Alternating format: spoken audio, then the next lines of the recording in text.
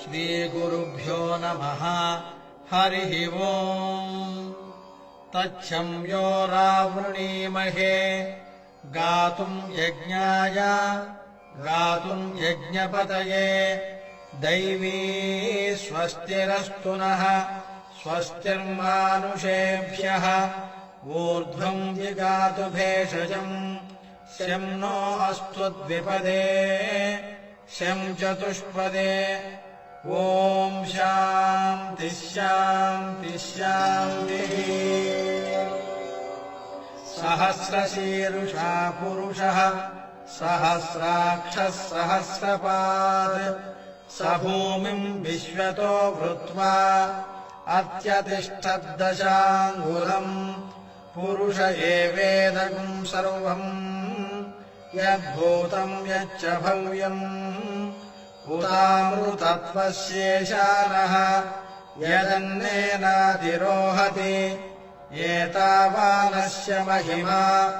अतो ज्यायागुश्च पूरुषः पादोऽस्य विश्वभूतानि त्रिपादस्यामृतम् दिवि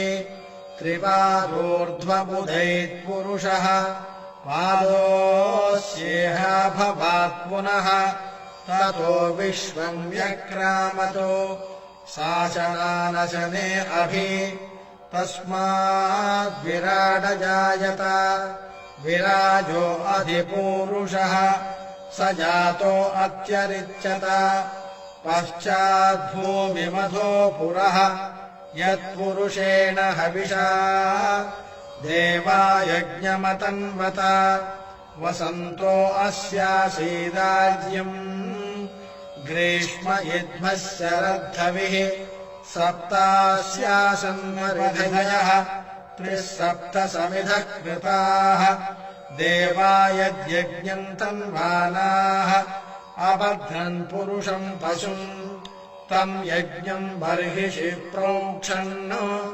पुरुषम् जातमग्रतः तेन देवा अयजन्त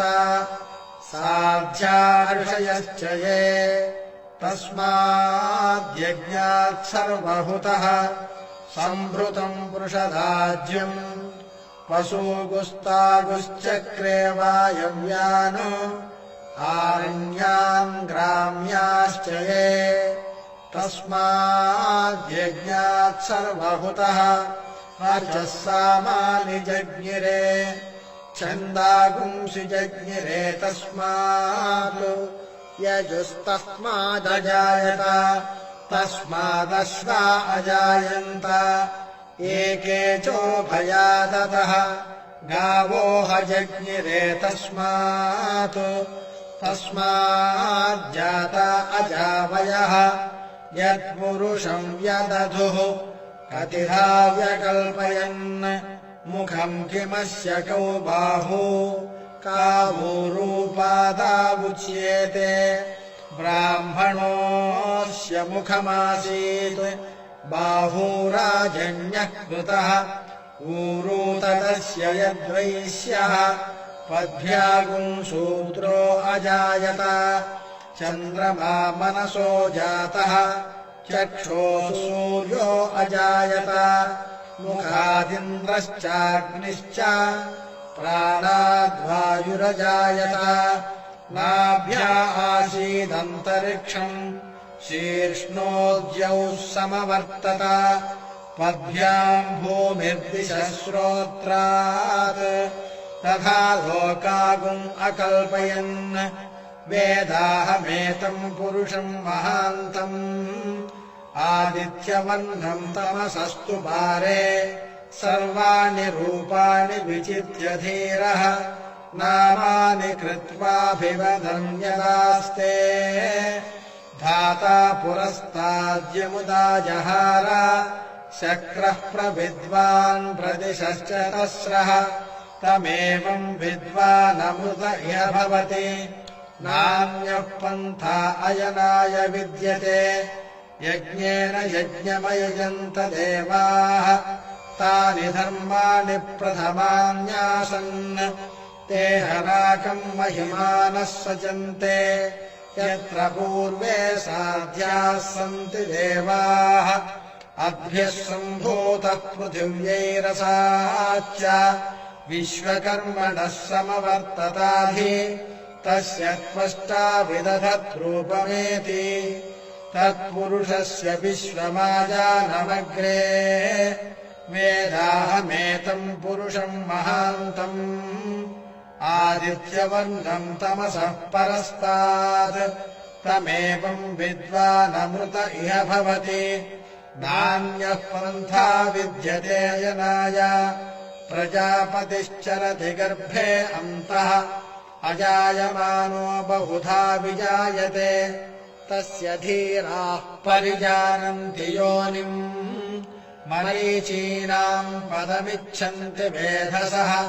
यो देवेभ्य आतपति यो देवानाम् पुरोहितः पूर्वो यो देवेभ्यो जातः नमो रुचाय ब्राह्मये रुचम् ब्राह्मम् जनयन्तः देवा अग्रे तदब्रुवन्